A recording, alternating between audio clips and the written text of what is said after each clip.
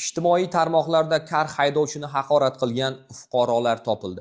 Aslida rol boshqaruvida kar haydovchi bo'lmagan. 3 nafar shovvozlar o'zini ko'z-ko'z qilib, video tasvirga olib ijtimoiy tarmoqlarga joylagan.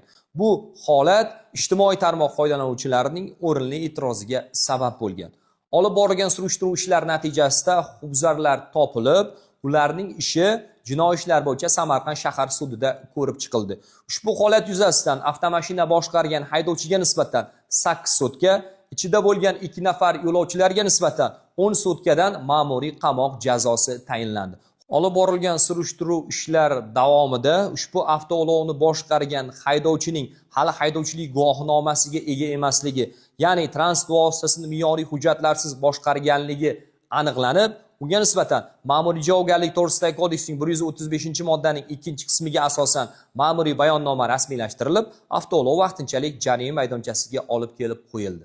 Hurmatli ijtimoiy tarmoq foydalanuvchilari, mashhur bo'laman deb bu kabi huquqbuzarliklarni sodir etmang. Buning oqibati mana shunday yakunlanadi.